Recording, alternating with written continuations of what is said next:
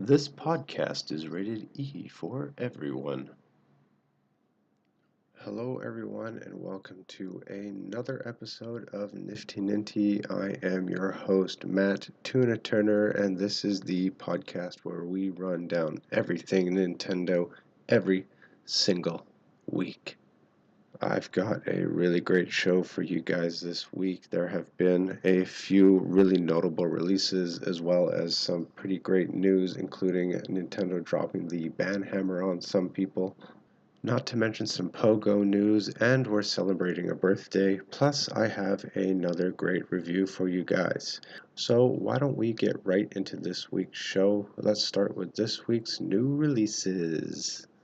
This week was a surprisingly light week on the Ninty front, but there were quite a few notable releases regardless. The first one being the turn-based strategy and third installment in the absolutely wonderful Banner Saga series, Banner Saga 3, followed by Candle, Crossing Souls, Element. We got a roguelike Metrovania platform in the form of Final Light the Prison. Next, Hello Neighbor, a Picross clone in Pixel Lines DX, Semblance, Sleep Tight, and Toby Secret Mine. The major package titles that came out this week was Go Vacation, which is kind of like Switch's answer to Wii Sports.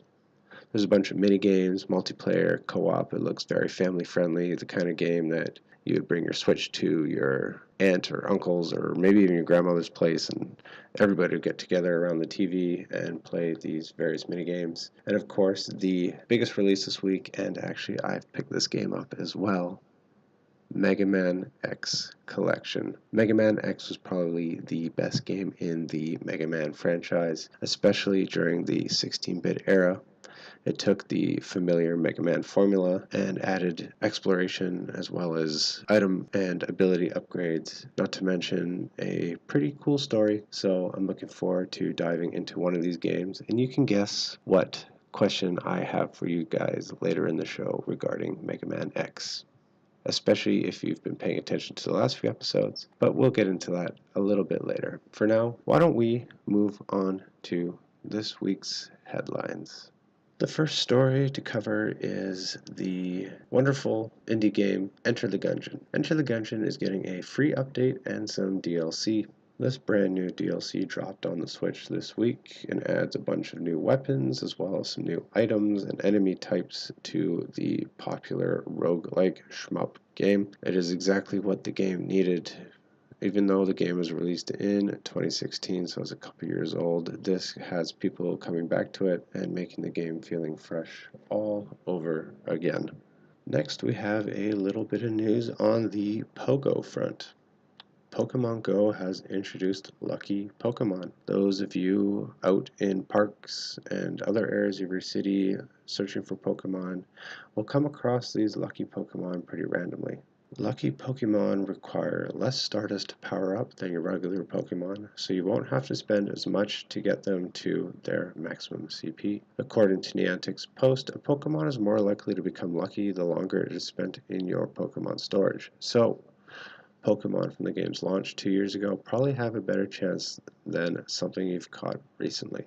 The recently announced Monster Hunter Generations that is coming to the Switch will also be getting some Breath of the Wild themed items. Inside the game, you'll be able to play as your character, but skinned with Breath of the Wild items such as the Champion's Tunic and as well as the Master Sword and Hylian Shield.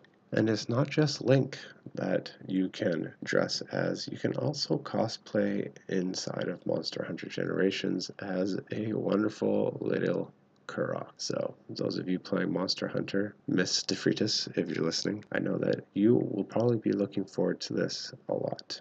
As I mentioned at the top of the show, we are celebrating a birthday here at Nifty Ninty. This game we haven't heard from in a long time, but it helped popularize the platforming genre by adding a new twist and the ability to swing with a grapple hook. I'm sure you've guessed by now, that birthday is to Bionic Commando, which turned 30 this past week. So, happy 30th, Bionic Commando. Without you, we would not be swinging around platforms and fighting enemies. So, thank you for the memories. We appreciate it. And perhaps maybe a new game is coming soon, or maybe a Bionic Commando remake with online functionality such as co-op will be coming to the Nintendo Switch online service in September. We can hope. But until then, happy 30th birthday, Bionic Commando. And this week's biggest story, Nintendo is dropping not just the ban hammer, but the legal hammer on some ROM and emulator hosting sites. Sites loveroms.com and loveretro.co, which are both owned and operated by a Mr. Jacob Matthias, have been filed with a giant copyright lawsuit from Nintendo. Nintendo has decided to go after these sites because they feel it infringes on their copyrighted material, and that's not just the characters, but also the musical works and audio recordings, as well as certain logos and recognizable video game characters. I suppose as we get towards the online service launch in September, Nintendo has decided to go after these emulating sites to send a message that they are not willing to sit on the sidelines. If you steal their material, you will be punished. Nintendo is the copyright owner of these games, and it is up to them how they wish to distribute them and market them. So, I'm sorry, Mr. Matthias, but you are in some legal hot water. Alright, so again this week, there are no questions from you guys, which is kind of sad. I'd really love to hear from you guys. If you have any questions or comments, please get in touch. I would really love to hear from you guys and have the opportunity to respond. So, in the absence of your questions, I have asked you a question. Last week I asked you guys, which do you prefer, packaged titles or digital titles? And actually, surprising to me, the vast majority of you, that's 78%, said you preferred packaged titles, with a minority of 22% preferring the digital titles. I'm glad to see that I am not the only one who prefers the packaged title route over digital titles. Also, I happened to find a Wayfarer's edition of Octopath Traveler this week, so you can look forward to an unboxing video in the near future because I really want to rip into that game. I'm so excited. Also, I have a question for you guys again. You can probably guess what it is. With the release of the Mega Man X collection, I'm going to be asking you guys for the next couple weeks the same question I asked you for the Mega Man Legacy collection, and that is, of these few games, I think there's 8 in the entire collection, of these games, which one do you want me to play first? You guys let me know, and I will play that first, and I will review it for you guys. I will say this, that the only games I've played in the Mega Man X franchise are Mega Man X and Mega Man X2. So, if you want to punish me, or perhaps challenge me, or reward me, however you want to look at it, with a game I've never played before, then please let me know in the comments below, or on Twitter, or on my Patreon. Regardless, you guys know how to find me, and let me know which of the Mega Man X games you want me to play first, because it's sitting in its shrink wrap, and I would love to play it. I'm still playing Mega Man 7, and you can look forward to a review of that in the near future. For this week's general discussion topic, I wanted to take a moment to talk about the ability of current consoles to record in-game footage with the press of a button. I know that for the Nintendo Switch, recording video isn't entirely possible. It is, but you can only record a short clip. It's mostly just pictures. The PlayStation 4 and Xbox 360 has the ability to record high def and 4K video for much longer than just a few seconds. And I was curious to know, do you guys actually use these functions? Is it important to you? Do you like to share these things on social media or YouTube or on the console-specific platforms? Is it something that entices you, excites you guys? For me, I prefer to do a more in-depth recording. I prefer to do Let's Plays or an entire stream of sections rather than just record a certain achievement or whatever. If Nintendo were to introduce the ability to record video longer than a few seconds, would you guys actually use it? I don't really use the screen capture function as it is. I've used it a little bit with Mega Man to take screenshots of the passwords, and when Breath of the Wild first came out, I would use it a lot to take just beautiful pictures of Hyrule, its landscape, mountains, all that sort of thing, because it is a very beautiful game. But outside of that, I haven't really used that function a whole lot. It's cool that you have the ability to tweet the picture right out of the console, but I mean, really, personally, I don't use it. I know that for some people, the screen capture function has kind of become a documenting tool of your first year and a bit with the Switch. Everything from Breath of the Wild to Mario Odyssey to Octopath, Banner Saga, the various indie games you may have downloaded.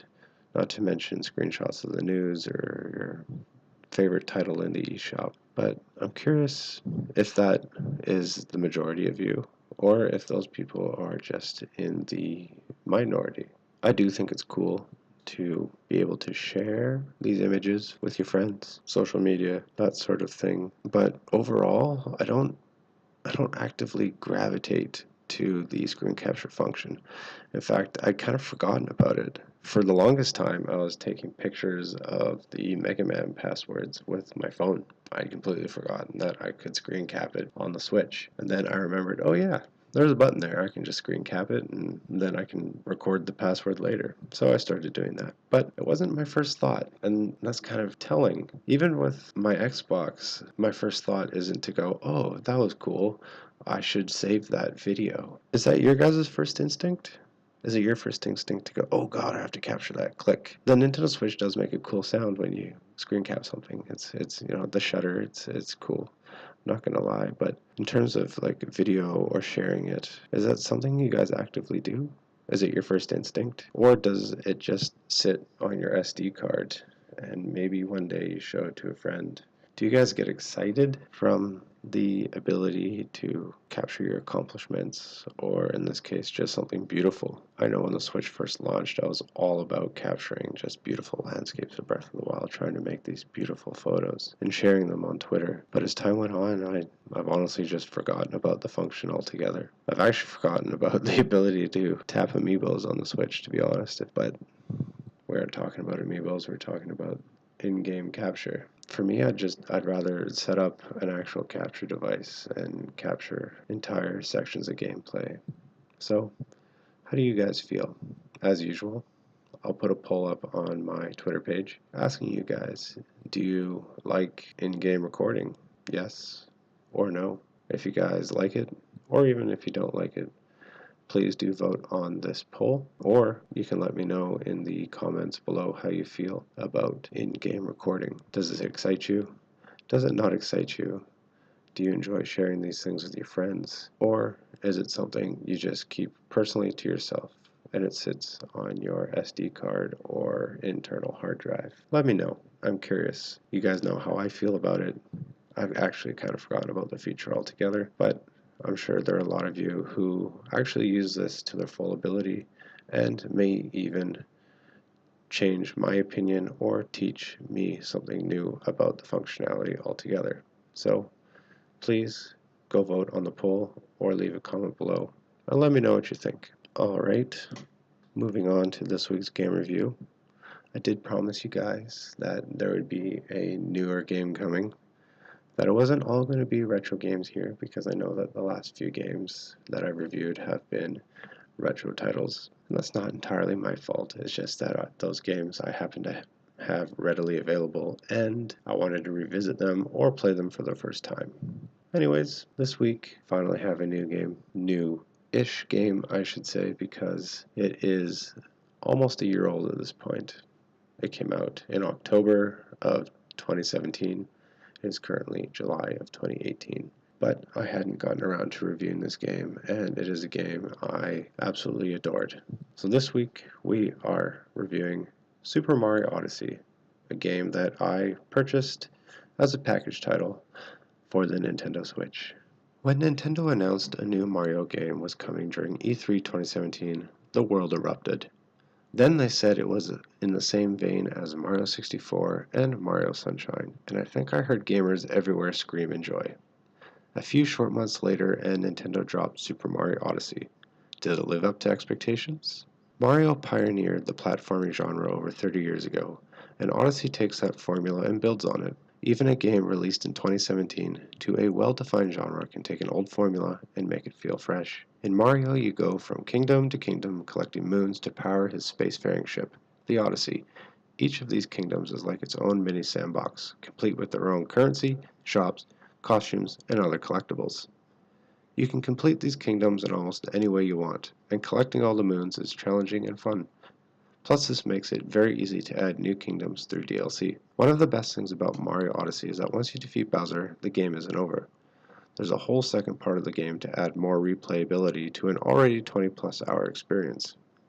Plus, if you're a completionist, getting every last power moon will keep you busy for hours. The major gimmick in Odyssey is the ability to possess objects and NPCs. To do this, you simply throw your cap at something.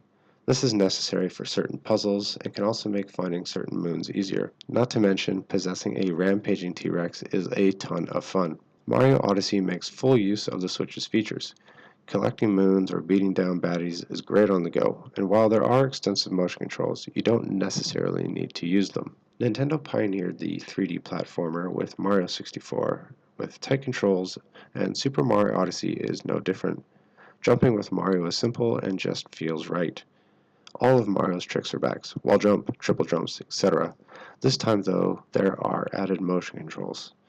The motion controls are used to throw Mario's possessed hat. This is great if you play the game without the grip and with the Switch docked, but if you play in handheld mode or with the Joy-Con grip, it's actually quite cumbersome. The game encourages you to play with the grip and docked or with the Switch on its kickstand, but I preferred handheld mode. While it was still possible to get through the puzzles, I found all the button combos to be a bit of a burden. My only other gripe with Odyssey was the way the game controls the in-game camera. At the time I was playing a ton of Breath of the Wild, and going between the two, something seemed to have been lost in the way the camera controlled in Mario Odyssey. The graphics in Mario Odyssey are the best in the series. The cutscenes are funny, fresh, and cute. Each kingdom feels unique and new. It's not just a simple desert world or forest world. Serious thought went into how each kingdom was played, felt, and discovered for the user. Super Mario Odyssey does an excellent job of melding old with new. The 2D platforming was a nice homage to Mario's roots, and climbing skyscrapers showed just how Mario works in an open-world sandbox. This, complete with lots of Easter eggs and musical cues, makes Mario Odyssey feel instantly familiar even if you've never played it before. Bowser is up to his old tricks again. The story of most Mario games are usually the same, so there's not a lot of originality here. This time though, Bowser is making a really concerted effort to marry Princess Peach and keep Mario from spoiling their big day. After Mario fails to save Princess Peach, he is abandoned in a strange area, where he meets a ghost who goes all poltergeist on his iconic cap. Also conveniently for Mario, there is a spaceship, shaped like a top hat, abandoned in the same area, but it's run down and Mario must collect moons to get it going again. After collecting enough moons and powering up the ship, Mario and his newly possessed hat are off to rescue Princess Peach all over again. Mario travels from kingdom to kingdom until he finally meets Bowser, and you can guess how that goes down. So the final verdict for Super Mario Odyssey. The gameplay. There's excellent level design, and this is honestly platforming at its best. I gave it a 10. For the controls, they're simple, tight, but the camera control was a bit off. Also, the motion controls are great, but I wish they weren't so necessary, so I gave the controls an 8. For presentation, best graphics in the series, the music was very fun, fit the tone of the game perfectly, I gave it a 9. For story, it is the typical Mario fare, but there was a decent amount of replayability, so I gave it a 7. That brings the total of Super Mario Odyssey an 8.5. So that's it for another episode of Nifty Ninty. I look forward to seeing you guys all again next week. You guys may also notice that the rebranding has slowly begun to happen. I hope you guys enjoy. I have launched a new website as well as changed the name of my Patreon and YouTube channel. Also, my Twitter handle has changed. Moving forward, everything will fall under the umbrella of Tuna Entertainment. I hope you guys enjoy. Continue to watch all the content I'm creating. You can look forward to more unboxing as well as some event coverage and also some more top 10 type videos, as well as some travel videos because I have been doing a little bit of travel over the last little while. So look forward to that. It'll all eventually show up on my channel in various playlists. As always, I do appreciate you guys subscribing and following along with my podcast. I just released a other podcast, so you can look for that on the YouTube channel. Nifty Ninty has finally made it to iTunes, so if you want to go and subscribe there, you can. It ensures that you will never miss an episode ever, as things will always be listed on iTunes the same day they go up on YouTube. I am currently a one-man show creating all this content for you guys, so it would mean the world to me if you could sign up for my Patreon. The more people that subscribe, the better, because as more people subscribe, I can actually make some swag for you guys. I can make tanks or t-shirts or stickers with the new logo for you guys, if that's something that interests you. Or I can design something completely new. You just have to let me know. Also, you can find me on Twitter. I'll put links to both in the description below. And until next week, everybody, stay nifty.